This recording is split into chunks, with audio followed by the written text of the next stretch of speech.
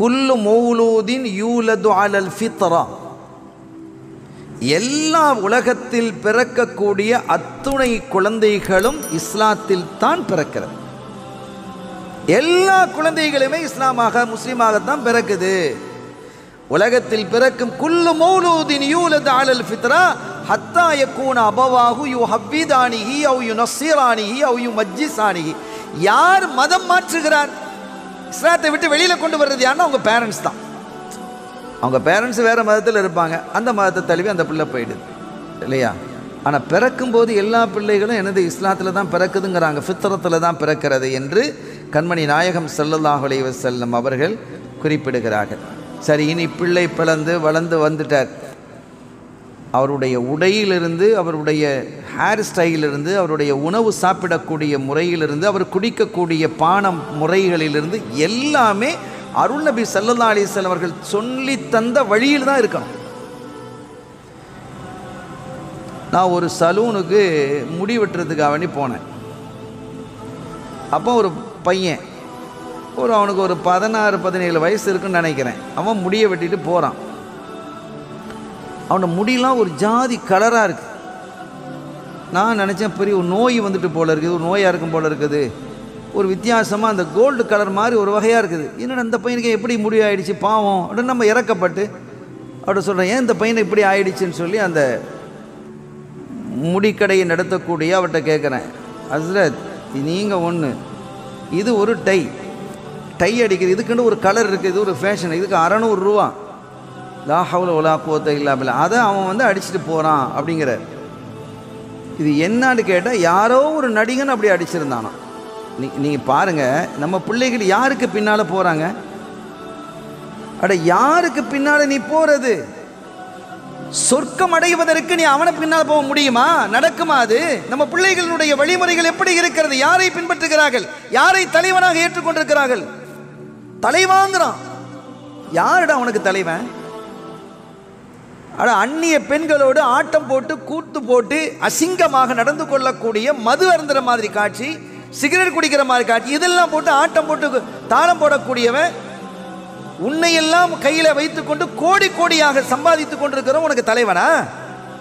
நம் பிள்ளைகள் எங்கே போகிறார்கள்? அவர்களுடைய பாதை எதை நோக்கி இருக்கிறது? எவ்வளவு பெரிய சங்கடமாக இருக்கிறது. நம்முடைய இளைஞர்களினுடைய திசை மாறி இருக்கிறது. திசை மாற்றப்படுகிறார்கள், மூளை செலவை செய்யப்படுகிறார்கள். அதிலிருந்து அவர்களை மீட்டு எடுக்க வேண்டிய பொறுப்பு எங்களுக்கும் இருக்கிறது, உங்களுக்கு இருக்கு, எல்லாருக்கும் இருக்கு. நம்ம பிள்ளைகளை மீட்டு எடுக்கணும். பக்தியான பிள்ளைகளாக, பரவசமான பிள்ளைகளாக, இறையச்சம் உள்ள பிள்ளைகளாக, இஷ்கு உள்ள பிள்ளைகளாக, இஷ்கு ரசூல் ஸல்லல்லாஹு அலைஹி வஸல்லம் அவருடைய பெயரை கேட்டால் ஸலவாத் சொல்லி துடிக்கக்கூடிய பிள்ளைகளாக, துடிப்பான பிள்ளைகளாக உருவாக்கணும். இந்த தீனை பாதுகாக்கக்கூடிய பிள்ளைகளாக அவர்களை உருவாக்க வேண்டும். எப்படி ஆச்சரியமாக இருக்கிறது! பிள்ளைகள் போதைக்கும் தப்பான செயல்பாடுகளுக்கும் இன்னைக்கு பழகி போய் காலேஜுக்கு போனாலே இப்படி தான் இருக்கணும். அது காலேஜ் ஸ்டைல், அது காலேஜ் பசங்களாம் அப்படி தான் இருப்பணும். அதெல்லாம் கண்டுக்கிடக்கூடாது. இது என்ன கண்டுக்கிடக்கூடாது? யார் கண்டுகொள்ளக்கூடாது? அட, நரகத்துக்கு நோக்கி பயணித்துக் கொண்டிருக்கிறான், அவனை தடுக்கக்கூடாதா என்ன? நம்முடைய பிள்ளைகள் அந்த வேதனை எங்களுக்கு இருக்காதா? அந்த வலி இருக்காதா? எப்போது தெரியும்? ஆகிரத்தில் தெரியுமே, அல்லது உயிர் போகும்போது தெரியுமே. பிள்ளைகளுடைய ஸ்டைலாம் மாறி போயிருக்குது.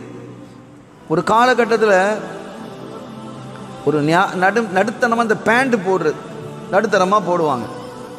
ஒரு காலத்தில் ஆக டைட்டாக போட்டான். அதுக்கு பிறகு என்ன செஞ்சான்? அது ஒரு ஸ்டைலாக இருந்தது. அதுக்கப்புறம் இந்த யானை கால் மாதிரி இவ்வளோ பெருசாக தொலைன்னு அப்படி போட்டுக்கிட்டு போனான். இப்போ அது மாதிரி இப்போ டைட் ஆகிடுச்சு. சரி, டைட்டாக ட்ரெஸ்ஸு போடக்கூடாது. கருத்தில் என்ன, அங்கே ஒரு கிழிவு, இங்கே ஒரு கிழிஞ்சதை போட்டிக்கிறான்னு கேட்டால் அதுதான் ஸ்டைலாம். வேணுமென்றே பிள்ளையாட வச்சு கிழிக்கிறான். இது என்ன நடைமுறை சகோதரர்களே? ஸல்லல்லாஹு அலைஹி வஸல்லம் அவர்கள் நம் எப்படி ஆடை உடுத்த வேண்டும் என்பதை நமக்கு கற்றுத்தர்றாங்க. ஆடை அணிவதிலிருந்து எதை விட்டு வச்சிருக்கிறாங்க? எல்லாவற்றையுமே கற்றுத்தந்த ஒரு அற்புத தலைவர் இல்லையா அந்த அருள் நபி முஹம்மது ரசூலுல்லாஹி ஸல்லல்லாஹு அலைஹி வஸல்லம். அவர்களுடைய வழியை பின்பற்றி நடந்தால் யாரும் தோத்து போவதில்லை. வாழ்க்கை சொர்க்கம் தான். இந்த உலகத்திலேயே வெற்றியாளர்களாக மாற முடியும். குழந்தைகள் மீது பிரியம் காட்டுங்கள், ஆனால் அந்த பிரியம் அவர்களை தவறான வழியில் கொண்டு போய் சேர்க்கக்கூடாது. குழந்தை மீது பாசம் காட்டணும். ஆனால் அந்த பாசம் அவர்களே நம்ம அத்தா நம்ம எதை கேட்டாலும் தர்றாரு, என்ன சொன்னாலும் கேட்குறாரு அப்படிங்கிற ஒரு சிந்தனையை உருவாயிடுச்சுன்னு சொன்னால் வெளியில் போய் தப்பான சில இதுகளை பார்த்துட்டு அதை செய்ய முனைந்துடும். எப்போது தவறு வருகிறதோ அந்த இடத்துல அவர்களை சரியான முறையில் கண்டிக்கணும். அந்த கண்டிக்கிற வழிமுறை பிரகாரம் இஸ்லாம் என்ன சொல்லுதோ அந்த முறை பிரகாரம் கண்டிக்கணும். அப்படி செய்யும் பொழுதுதான் நம்முடைய பிள்ளைகள் நம்மோடு இருப்பார்கள், நமக்கு துணையாக இருப்பார்கள். இன்னைக்கு எத்தனை சில இடங்களில் நாங்கள் பார்க்குறோம், பிரான்ஸ் போன்ற நாடுகளில் எல்லாம் மேலைய நாடுகள்லாம் இன்னைக்கு பெற்றோர்களை விட்டுட்டு கல்யாணம் முடிச்சுட்டா பிள்ளைகள் போயிடுவாங்க. பெற்றோரோட இருக்கிறது இல்லை. நிறைய பெற்றோர் தங்களுடைய சொத்துக்களை எல்லாம் அனாதை இல்லங்களுக்கு எழுதி வச்சிருக்கிறாங்க. இன்னும் சொல்ல போனால் அங்கே இருக்கக்கூடிய மேலை நாடுகளில் பல பேர் என்ன செய்கிறாங்க, தங்களுடைய சொத்துக்கள் எல்லாம் நாய் இல்லம், டாக் ஹவுஸ் அங்கே நிறைய இருக்குது. நாயை பராமரிக்கிறாங்க, மனிதனை விட நாயை கவனிக்கிறாங்க. அதுக்கு சொத்துக்களை எழுதி வைக்கிறாங்க, அந்த டாக் ஹவுஸுக்கு எழுதி வைக்கிறாங்க. நான் சும்மா சொல்லலை, நீங்கள் விசாரிங்க. நான் நேரடியாக பார்த்த காட்சியை தான் நான் இதை சொல்கிறேன். அவ்வளோ முக்கியத்துவம் இருக்கிறது. எவ்வளோ பெரிய அசிங்கமான வாழ்க்கை இது! இது என்ன வாழ்க்கை இது? வாழ்க்கையினுடைய நோக்கமே பிழையானது. வாழ்க்கையினுடைய நோக்கமே பிழையானது. அவர்களுடைய வாழ்க்கை பிரயாணம் தப்பான இடத்தை நோக்கி இருக்கிறது.